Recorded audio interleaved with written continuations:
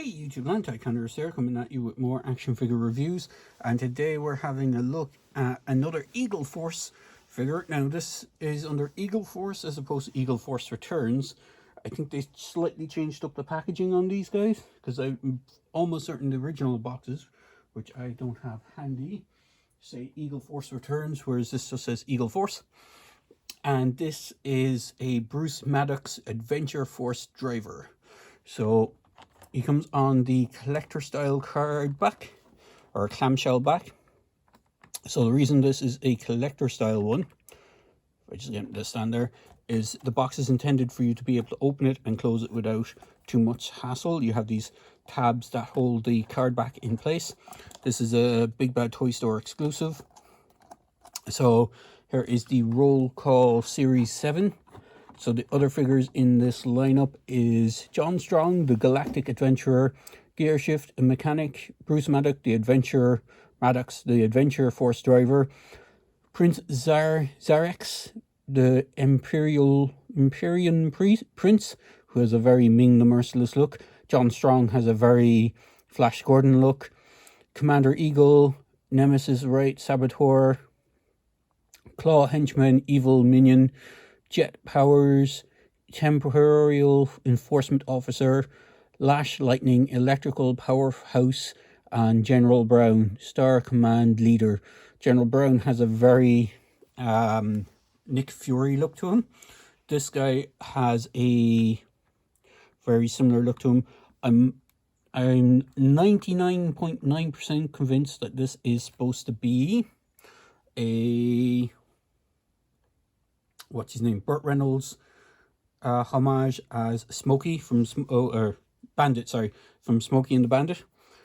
He has it looks very similar to how he looked in those movies, the kind of 10-gallon hat with the jacket and stuff like that. I'm pretty sure this is who he's supposed to be a homage to. So on the card back, we have Bruce Maddox is a former Hollywood stuntman whose career was cut short by scandal. Despite his checkered past, he's recruited by the government to join Adventure Force, a team of elite specialists and explorers. Maddox jumps at the chance to redeem himself and prove his worth as a valuable member of the team. He's determined to put his skills to good use and will stop at nothing to complete the mission and clear his name. So it says Cold War era, 1970 to 1980. As I said, I do have a suspicion that he is supposed to be a homage to that Bandit figure, or Bandit character from the movies, Smokey and the Bandit. So he does come with some accessories, most notably his extra hands. So let me get all his extra hands out. So he comes with the Eagle Force Eagle Force base. He comes with a set of gloved hands, which I'm going to pull aside here. And then he comes with a set of ungloved hands. So he has kind of signal hands, flat palm, outstretched hand. He has a trigger finger hand for left and right. Each hand has a set, so there's a left and right corresponding. He has a grasp hand with left and right. He has punching fist, left and right. And then he has a kind of more grasping, outstretched finger hand for the ungloved hands. So I'm going to put those back in the bag so I don't lose them. Then he comes with gloved hands. So he has his trigger finger and grip hand in at the moment. He comes with a pair of the kind of outstretched, they're not full gloves, they don't go all the way to his wrist, they're kind of quarter gloves, so they kind of start halfway up his hand. So he has the outstretched hands on the gloved ones. He has the grasp for the right, which he doesn't have, and he has trigger finger for the left, which his corresponding ones are in his hands, or on his hands. And then he has punching closed fist knuckle hands for the alternate hands as well, left and right for both of those. So popping those into the baggie so I don't lose them. He does come with his 10-gallon hat, or 12-gallon hat, whichever way you want to see it. What's interesting about this is it's not shown on the pictures that I've seen describing the contents. It doesn't show it. So I think that's why it's another kind of hidden gem sort of type thing. It is quite nice. It fits on his head nicely and is obviously removable. And then he comes with the world's smallest pistol, which I'm going to put in his hand because it is so tiny. I'm not sure if you can even see it. It's like almost like a Walter PPK, kind of the same one that James Bond uses, that small tiny style pistol. It wouldn't, I would doubt it's even a 9mm pistol. It's probably even smaller than that, or maybe it is, I don't know. Pistols aren't really my thing, but it is tiny compared to, let's see, someone with a bigger pistol. Here's Robocop and he's Tech 9. So you can see it is a teeny little pistol. Now we'll just put Robocop over there for the moment because we'll use him as a size comparison later on.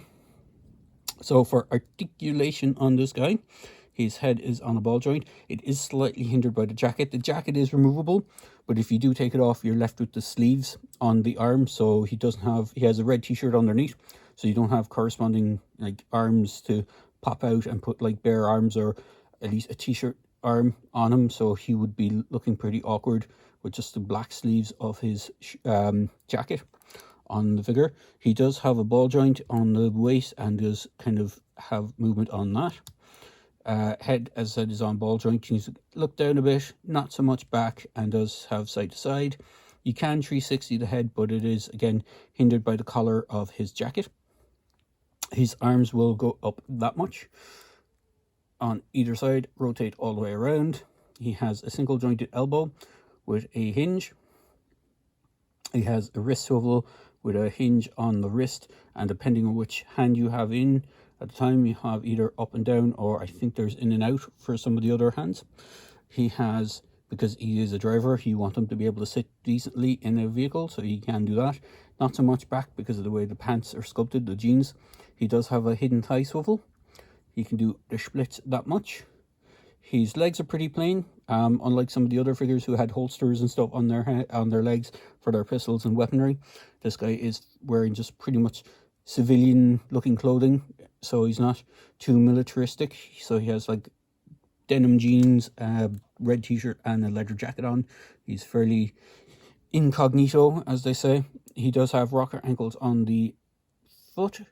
He does have the dual jointed knees. He doesn't get a full 90 or full like 180 degree bend on his legs or on his knees, but he do get over 90, which is nice. He does have double peg holes on both his feet, and he can fit nicely onto, actually I think they're intended to go on the other peg. Yeah, so these are designed to go on the back peg. I'm not sure what the front peg is for. The front peg is a lot larger for some reason, so I believe it's probably reused from another figure, maybe someone that has ski poles or something, or skis or something that goes underneath the leg.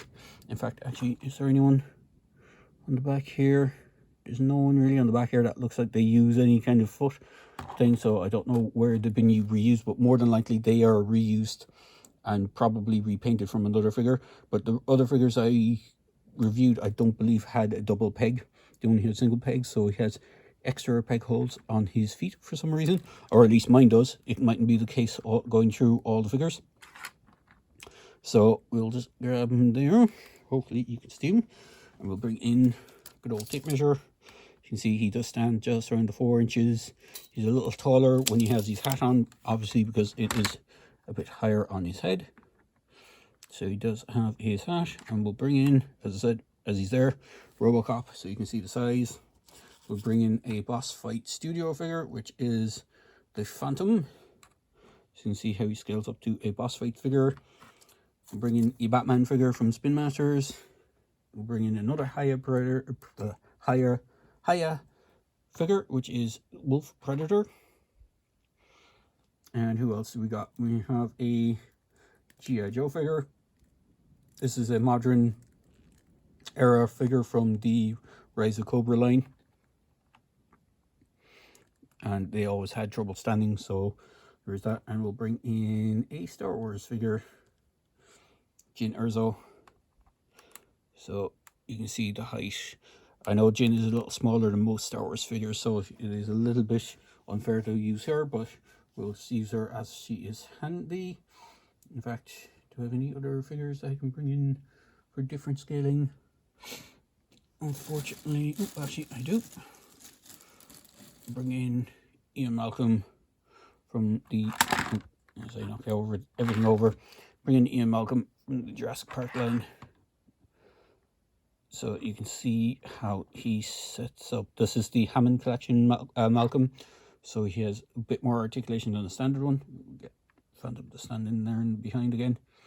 So you can see the scaling isn't too bad for a 4-inch figure. So if you are interested in getting him, even if you're not a big fan of Eagle Force and you wanted a decent looking civilian character figure, he does work as that.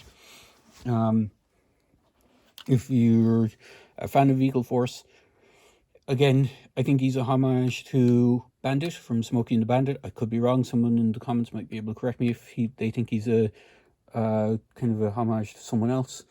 But he does look pretty cool. And unfortunately, I don't have any vehicles knocking around for him to be driving, so you can see him sitting in a vehicle. But all in all, he isn't too bad a figure. So there you go, guys. I hope you enjoyed this quick video or review for the Eagle Force Bruce Maddox figure. As always, please feel free to like, comment, subscribe to my channel, and please help grow my channel by sharing the video with friends and hopefully get more subscribers for my channel. Cheers, guys. I hope you enjoy your day, and I hope you enjoy this video. Cheers.